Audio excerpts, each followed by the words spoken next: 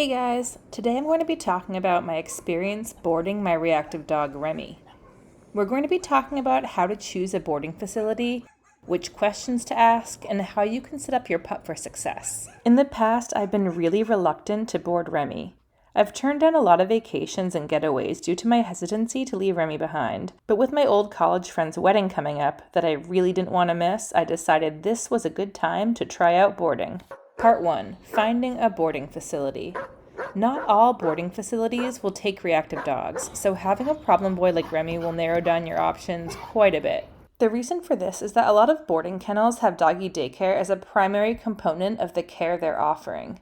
Dogs are expected to be out of their kennels and playing during the day, so it's essential that the dogs get along well. This is also why a lot of boarding kennels will require your dog to do an evaluation day prior to boarding. They want to make sure that your dog will be a good fit for the facility. Cynically, you could say that these kennels have a mandatory daycare so that they won't be required to walk and exercise all the dogs alone, which would most certainly be more work and require more staff. And realistically, if you're a large boarding kennel, walking each and every dog every day is really quite the high order.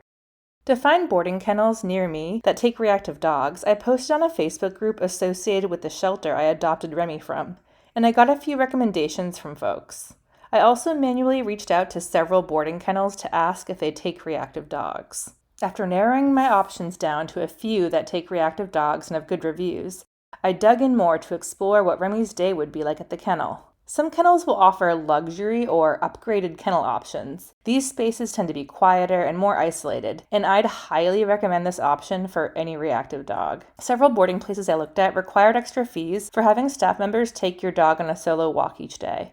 Some also had the option to pay for your dog to enjoy a solo nose work play session or for a frozen Kong to be delivered to your dog's kennel. Since your reactive dog isn't going to be getting the same kind of stimulation and exercise a standard dog gets, I'd suggest opting for upgrades like that if you can swing it. You want your dog to enjoy the boarding experience, and being isolated, alone, and stuck without any exercise or stimulation is basically a promise that your dog will be pretty miserable. Part 2. Visiting the boarding facility. Definitely visit where you'll be boarding your pup at least a few times before this day.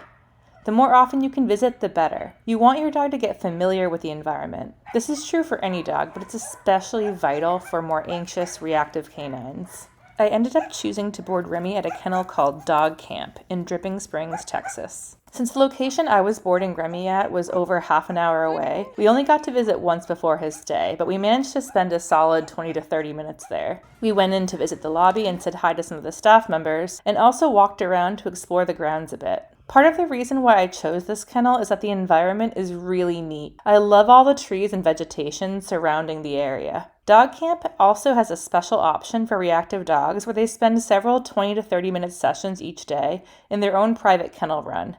I figured this would be perfect for Remy as he'd get the chance to sniff and explore the vegetation, something he really loves doing at home in the backyard. At Dog Camp, I got to walk around and see their more private luxury kennels, their standard kennels, as well as the outdoor half of the kennels that provide dogs with indoor and outdoor access.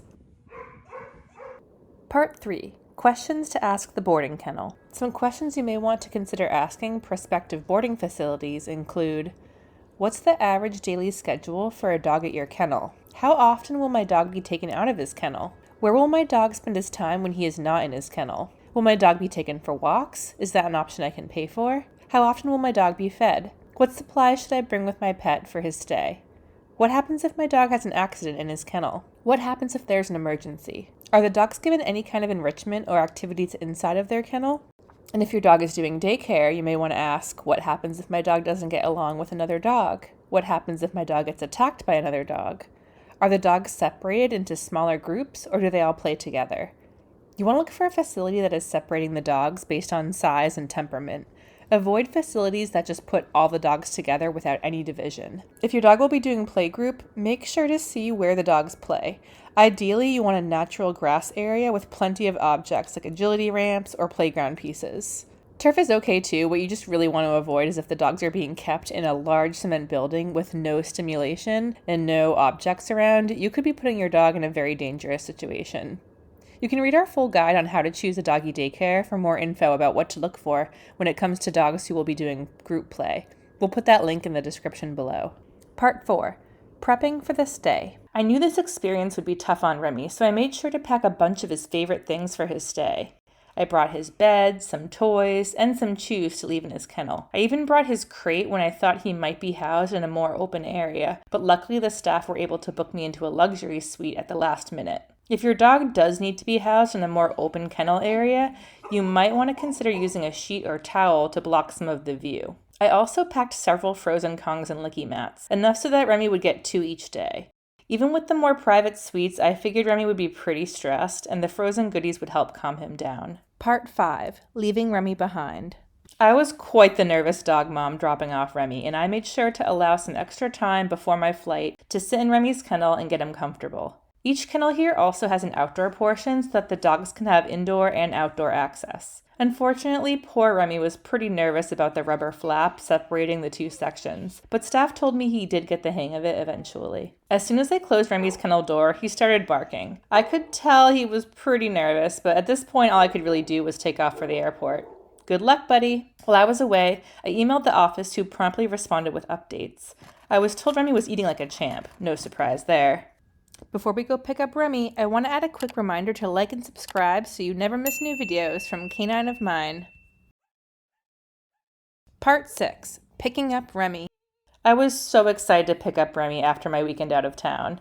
He was pretty crazy when he was brought out to me. It was clear he was really stressed out, panting heavily, and constantly darting around with a kind of crazed demeanor that I hadn't really seen in him before. I talked to the office about how he did, and they said he was sweet, but that he did bark a lot. When I got home and Remy went outside to go bark at squirrels, he sounded hoarse. He basically lost his voice, which means I really wouldn't be surprised if he was barking the entire time. Poor guy. Honestly, guys, I was hoping to be able to tell you that everything went perfectly and that I'm so glad I now have an option for boarding Remy when I want to go out of town. But seeing how stressed and anxious Remy was with the stay was a real disappointment. I don't blame the facility or staff at all in this regard. I know Remy is an anxious dog, and being out of his normal routine and environment just really took a huge toll on him. If I do attempt to board him again, I'll definitely need to consider the use of medication. I think next time I need to go out of town, I'll look into hiring a sitter to come to the house, or come to at least walk Remy and feed him. I didn't really love this idea as a first option just because, while I've become a pro at managing Remy and keeping his behavior issues in check, I'm concerned that someone who's unfamiliar with him could easily get into some trouble. The good news is that Remy didn't nip or bite at any of the boarding staff, so I feel optimistic that maybe if I can find a confident and experienced reactive dog handler, Remy could potentially stay at home and have a sitter. Although the boarding didn't go quite as well as I would have hoped, I'm really thankful that it gave me the opportunity to go to my friend's wedding, because it was such an incredible time and an experience I would have really hated to miss out on. At the very least, I have someplace I could leave Remy in an emergency where he'll be safe and well cared for, even if he won't be entirely jazzed about it. Have you ever had to board your reactive dog? How did it go? Did your dog enjoy the experience? Share your experiences in the comments below. Thanks and have a great day.